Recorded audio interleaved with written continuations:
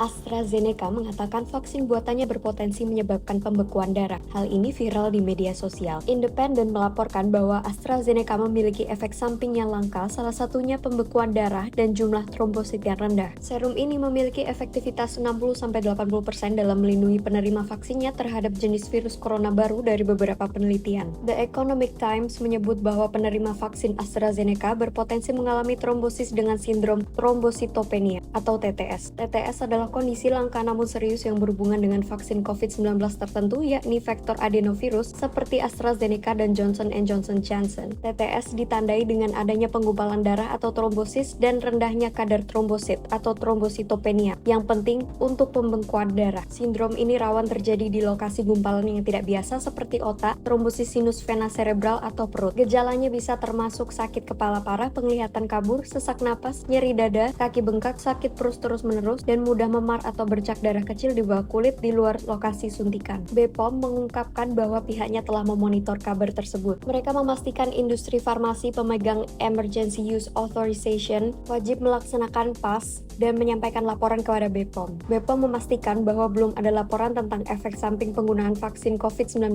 AstraZeneca di Indonesia sampai dengan saat ini. BPOM telah melakukan kajian bersama Kemenkes dan Komnas PPKP terhadap surveilan aktif dan rutin terkait keamanannya. Berikut hasilnya. 1. Manfaat pemberian vaksin COVID-19 AstraZeneca lebih besar daripada risiko efek samping yang ditimbulkan. Hingga April 2024 tidak terdapat laporan kejadian terkait keamanan termasuk kejadian TTS di Indonesia yang berhubungan dengan vaksin tersebut. 2. Hasil kajian WHO mengenai TTS dikategorikan sebagai sangat jarang atau kurang dari 1 kasus dalam 10.000 kejadian. 3. Kejadian TTS yang sangat jarang tersebut terjadi pada periode 4 sampai dengan 42 hari setelah pemberian dosis vaksin COVID-19 AstraZeneca. Apabila di luar rentang tersebut, TTS tidak terkait dengan penggunaan vaksin COVID-19 AstraZeneca. 4. Pemantauan terhadap keamanan vaksin COVID-19 AstraZeneca masih terus dilaksanakan dalam bentuk surveillance rutin selama penggunaan vaksin ini dalam program imunisasi. Saat ini, vaksin ini tidak digunakan lagi dalam program vaksinasi dan sudah tidak beredar di Indonesia. 5. BPOM, Kemenkes, dan Komnas PPKP juga terus memantau keamanan vaksin yang digunakan di Indonesia dan menindaklanjuti setiap isu kejadian ikutan pasca imunisasi atau KIPI. BPOM mengimbau agar masyarakat melaporkan efek samping setelah vaksin sebagai bagian dari pemantauan farmakovigilans.